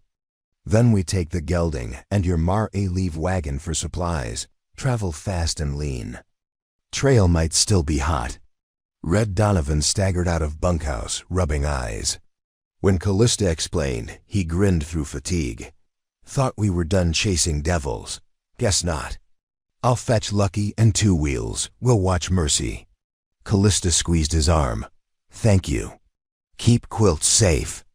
By mid-morning, Callista and Cromwell saddled up, each carrying only essentials: rifles, sidearms, waterskins, dried venison, a tin of horse oats, and Callista's sewing kit tucked next to the thimble he'd gifted her. She considered leaving. The magnolia quilt behind, yet couldn't. She rolled it tight, lashed a saddle. Taking comfort in its weight. They rode south along the old cattle trace, sandstone cliffs flanking the route. Desert lily dotted arroyos like scattered stars. For hours, hooves drummed rhythms steady as heartbeats. Conversation thin, but rich shared memories. Small laughter about Lucky Joe's attempts at dancing.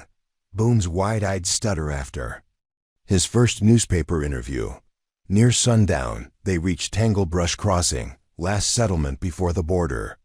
The lone adobe cantina stood amid blooming ocotillo. Inside, oil lamps flickered against cobalt dusk. Music-soft guitar chords floated beneath voices speaking Spanish, English, and border Spanglis. Cromwell secured horses under mesquite. Callista entered, scanning faces. She noticed a ruddy-cheeked bartender polishing pewter mugs, and at the far corner, a tall man hunched over tequila, nose buried in ledger pages. Even in dim light, she recognized the solicitor Percival Denton's thin mustache and tremulous hands. Cromwell's fingers grazed his revolver, but Callista shook her head. We need the ledgers intact. She approached bar, ordering 2 coffees. The bartender nodded, sliding cups. Travelers from the north, see? Long way to border? Longer if trail grows. Obstructed, she replied, angling head toward Denton. The bartender's eyes flicked, understanding. That man speak with. A snake earlier? The bartender leaned close. See. Un basilisco with cold gold eyes, said to expect him midnight. Cold gold eyes. Basilisk. Cromwell joined, carrying mugs. We set trap, he murmured. Callista nodded. Denton can't leave with pages, but Basilisk must be tied to them, perhaps. Captured. She sipped coffee. Brewing plan. They rented a mud brick room overlooking courtyard, where ledgers now sat in Denton's satchel. Callista spread out scraps of ticking fabric, needle flashing under lamplight. Cromwell raised brow. Smoke pouches, she explained. Fill with chili powder, black pepper, saltpeter burst into stinging cloud if tossed at fire. Cromwell helped grind ingredients with bowie knife flat. As midnight neared, they descended. Tanglebrush Cantina had emptied, save for Denton, and a lone horseman seated near door face hidden, boots polished obsidian.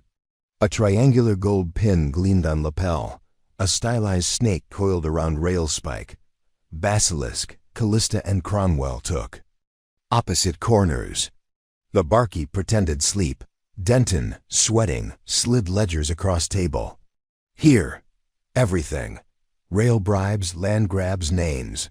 Basilisk's voice, history-fined but edged.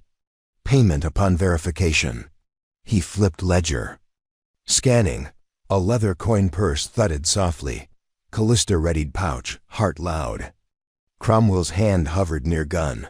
Sudden clatter outside hoofbeats. Lantern spilled light.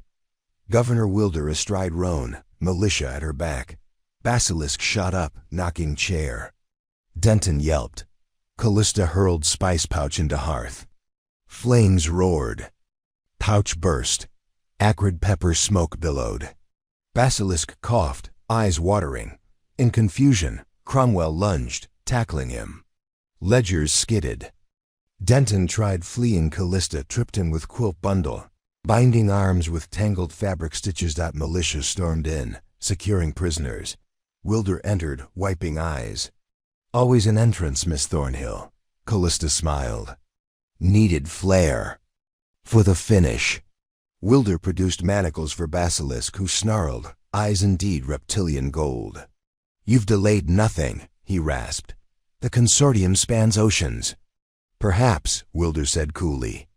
But today, it doesn't span. This bar, militia led them away. Denton whimpered promises to testify. Exhaustion sagged Callista's knees. Cromwell slipped arm around her. You ended it. She leaned against him. Together. They returned to Mercy 3 days later, Ledgers safe in lockbox aboard official coach. Ranchers lined road, cheering. Children waved quilt scraps died. Victory read. Back at Mercy, Callista oversaw final barn repairs. Sewed brand new banner quilt phoenix rising from flames to hang above gate.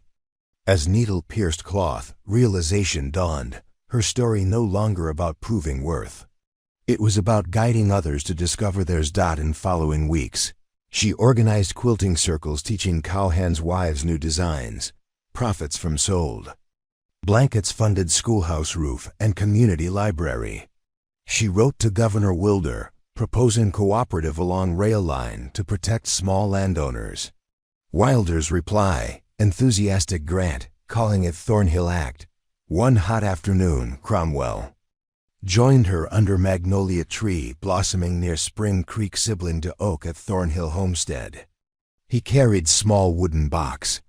Inside, a ring silver hammered around polished piece of magnolia wood. Petals carved into band. He knelt. Callista's breath hitched. Weight of this ranch, this county, my own heart. None of it felt balanced until you. He said, voice trembling.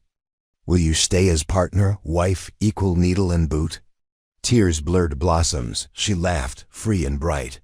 Yes, but with 2 conditions. Name them. First, we finish Eleanor's quilts, every last bunk, of course.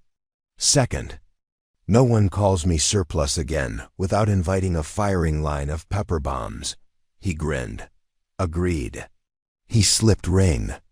It fit perfectly. They kissed beneath blooming magnolia as summer wind rustled petals like applause. Months later, Mercy hosted dedication of Thornhill Cooperative Depot new rail spur regulated by Thornhill Act. Governor Wilder cut ribbon. News crews snapped photographs. Callista stood at podium, speaking of weight, worth, and weaving community stronger than greed. In audience, Langstrom Freed, after community service, held head humble, now manager of charity freight program. Applause thundered. Callista signaled musicians. Barn doors opened revealing quilts draped wall-to-wall Eleanor's, Callista's, ranch hands. Each guest received patch commemorating fight, magnolia with phoenix. Children pinned them proudly. Mid-afternoon. Sun peaked, dancers swirled. Callista slipped outside, walking hillside where Mercy and Thornhill lands met. Cromwell followed, linking fingers. She gazed across fields of millet waving gold. Remember first time you said millet might sprout? He nodded. You proved it. She rested head on his shoulder, content. Thunder rumbled distant, purely weather this time, she smiled. Storms would come and pass. They always did. Suddenly Red Donovan sprinted up slope, face flushed. Callista. Riders from Capitol, they bring barrels of ink and paper charters. For first cooperative shipments, need your signature. She laughed, squeezing Cromwell's hand. Duty calls. They headed downhill, silhouettes framed by magnolia blossoms drifting on breeze like snow turned to petals. Greater than ***, the story took. U.S. a long time, If you like it, subscribe. Now back to the story. Asterisk asterisk. The quietest rattler strikes the deepest again. Snowflakes sifted through the night air, whispering over Thornhill Valley as the flames around the graveyard oak died to embers. Callista Thornhill stood beside the charred trunk until the last spark winked out, a vigil held for roots that had once anchored her childhood. She pressed a soot-blackened palm against the cooling bark, whispering a promise only the winter wind could hear. I will not let them build an empire from ashes that belong to my family. Beside her, Beauregard Cromwell tightened the girth. On her marry. The horses shifted, breath pluming in silver arcs. He met her gaze, equal parts sorrow and resolve. We ride at first hint of light. Riverboats manifests as the Viper is docking in Copper Bend by nightfall. If we lose their trail there, they'll vanish in the delta. Callista's fingers just toyed with the miniature magnolia thimble, turning it until moonlight kissed the petals. Then we don't lose them. Her voice trembled only slightly. Greed might topple timber, rails, and graves, but it would not uproot her resolve. The ride south felt like galloping through a breathing tapestry, the landscape shifting. From snow-dusted mesas to ochre canyons, then into willow-skirted river flats where winter was a rumor carried on northerly winds. Cromwell set a punishing pace, but Callista matched it despite bruises that bloomed with every stride. At noon they watered the horses in a dry arroyo, studying footprints, 24 shod hoofprints, wheel ruts from supply wagons, and the unmistakable imprint of a heavy safe crate dragged across sand. Phoenix Rail's financiers travel rich, Cromwell observed, crouching. Gold enough to buy new judges and raise armies twice over. Callista folded her arms, fighting the tug of fatigue. And they think money will buy silence. But they haven't reckoned with quilters. He glanced up, eyebrow arched. She shrugged. Needles make fine pens, and pens can unravel contracts. They remounted, spurred on by the thought of basilisk. Behind bars and the final ledgers locked in Governor Wilder's vault. Yet deep inside, Callista wondered what new serpent awaited on the riverboat, one whose venom was subtler than dynamite, but no less lethal. Copper Bend shimmered against sunset like a copper coin dropped between riverbanks.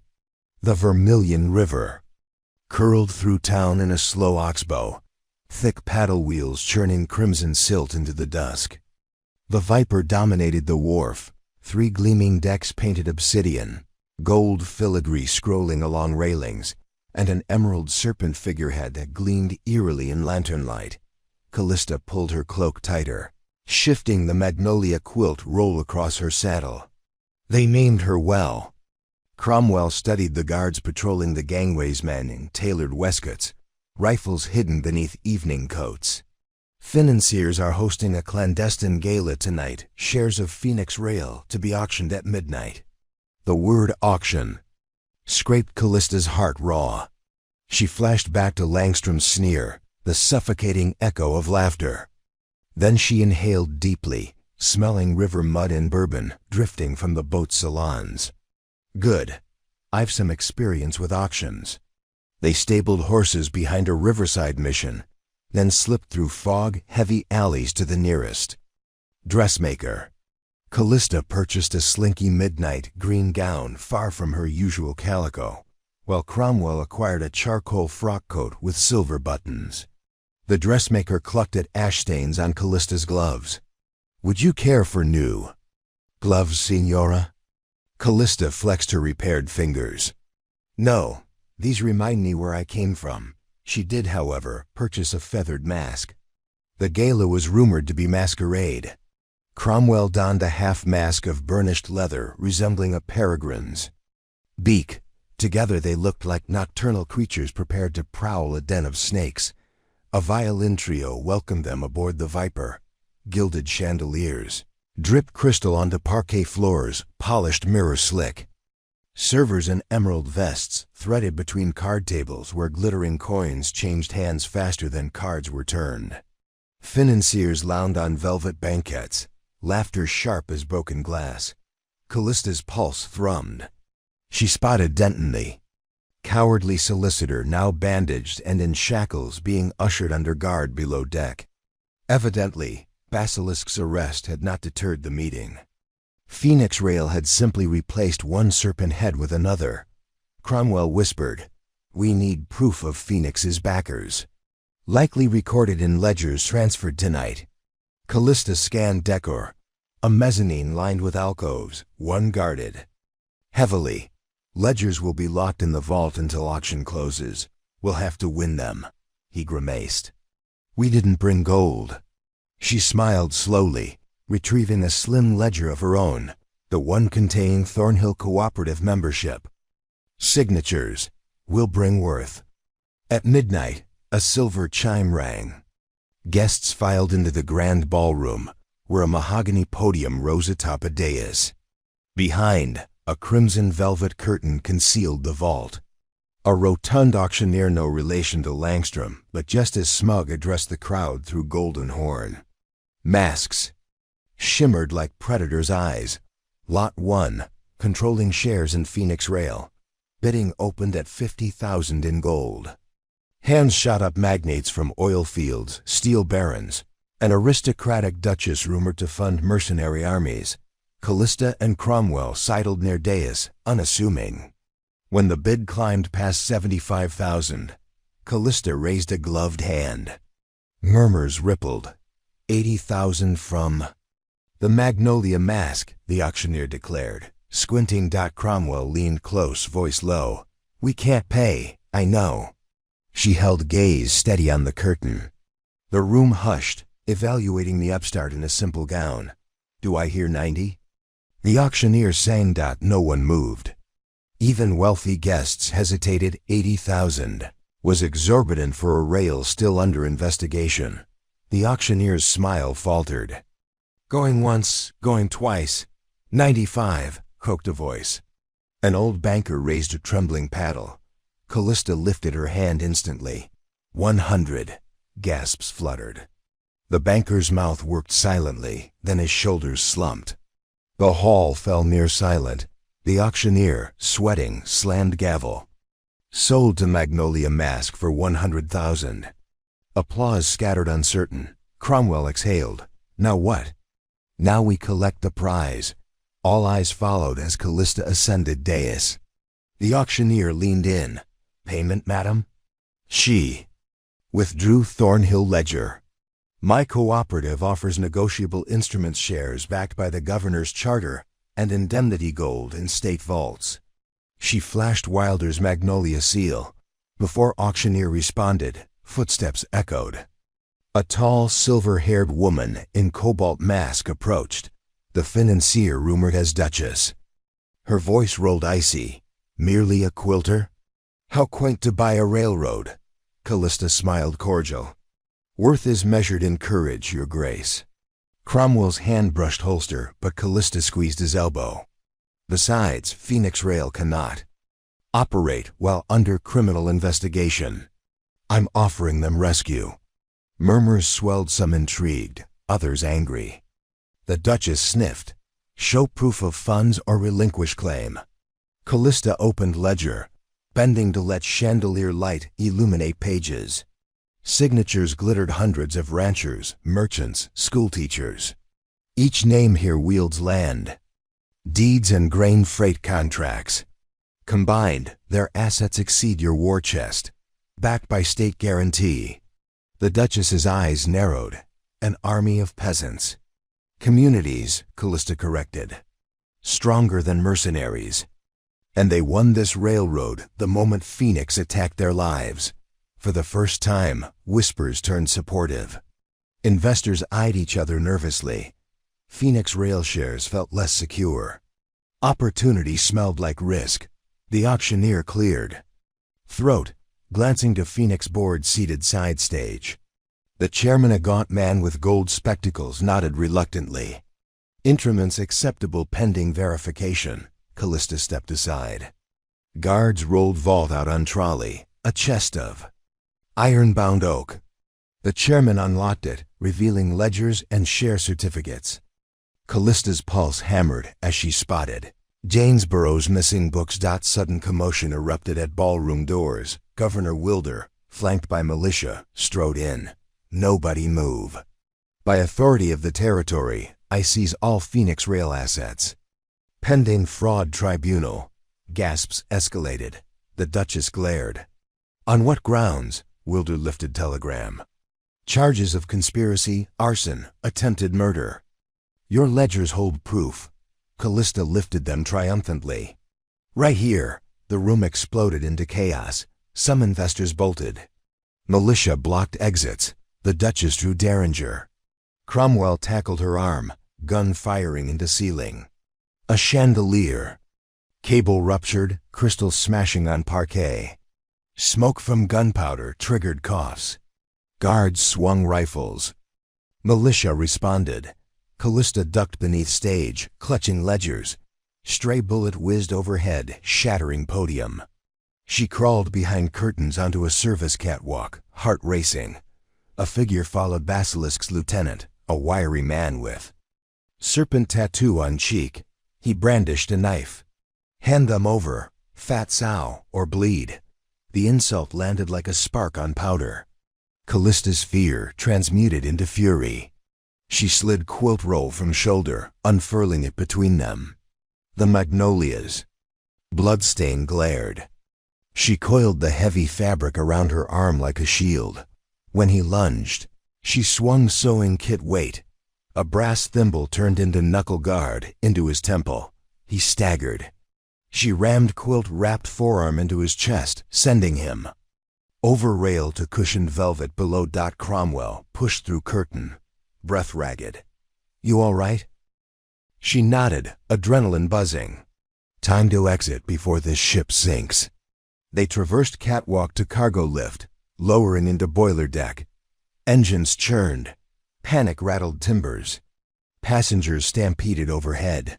Fire erupted on gambling floor overturned. Oil lamp. Flames climbed drapes. Sirens blared.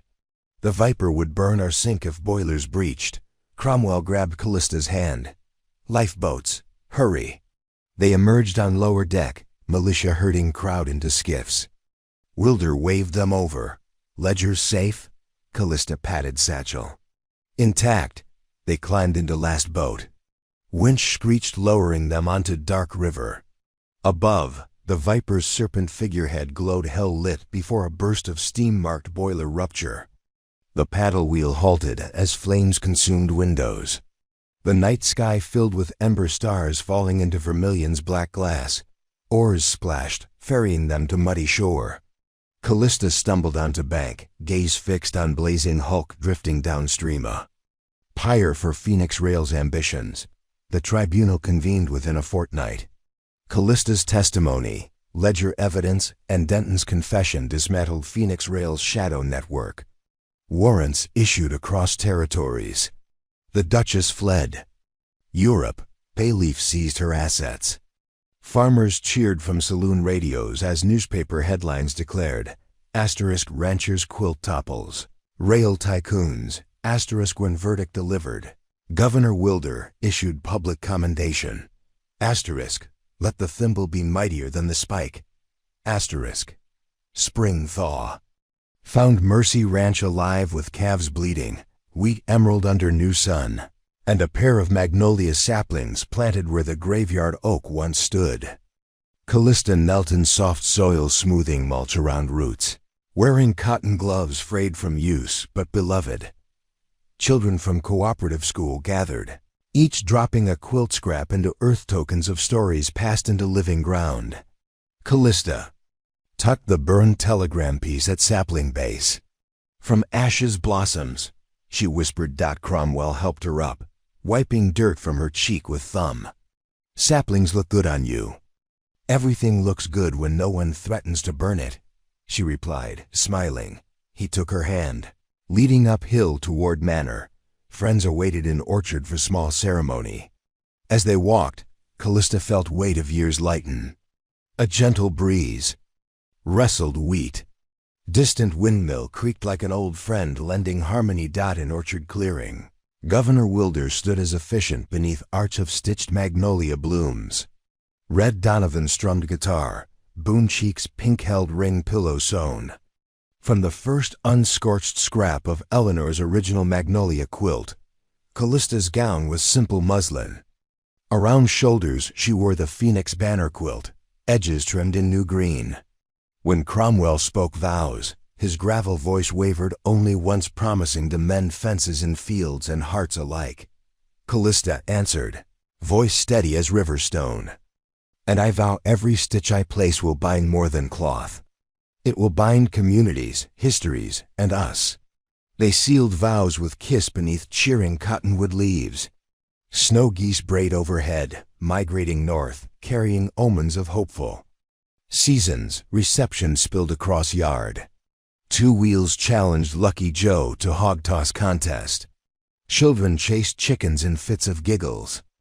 Governor Wilder danced with Sheriff Quaid beneath bunting stitched from Phoenix railstock certificates, now shredded into ribbon dot as dusk-tinted sky rose gold. Callista stood a lone moment, gazing at cotton-white blossoms on young magnolias. She remembered mocking laughter at Red Bluff auction and smiled, not with vengeance, but compassion. Every cruel voice had become a stepping stone to purpose. Cromwell joined her, arms encircling waist. Thinking heavy thoughts?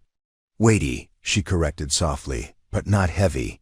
Like a quilt on cold night comfort, not burden. He kissed her hair. Tomorrow we ride to Thornhill Cooperative Depot. First freight of spring wheat heads. East, your pen and needle turned rails honest. She leaned back against him. Our rails now. Fireflies blinked among orchard shadows. Fiddlers launched final tune. Guests formed circle for farewell dance. Callista and Cromwell joined, spinning under lantern glow. The Phoenix quilt twirled, its bloom catching FIRIHT at song's end. She glanced toward night horizon. No thunder, no smoke, just velvet sky pierced by stars. She exhaled, feeling past wounds knit like perfect feather stitch. With dawn would come new stories. Yet hers had found a resting chapter, not an ending, but a breath. She took Cromwell's hand, leading him toward house where quilts awaited unfinished touches, stitching names of newborn calves onto bunk blankets, embroidering phoenixes onto saddle pads for militia who stood with them, always some new square to add. And if ever greedy hands sought to claim with flame or coin, Mercy Ranch would answer, not with fear, but with the quiet strike of rattlers hiding in wildflower meadows, and the thunder of hooves, bearing quilters who understood that weight. When carried proudly, forges the unbreakable. 2 more great stories are next. Don't miss them. Subscribe and turn on notifications.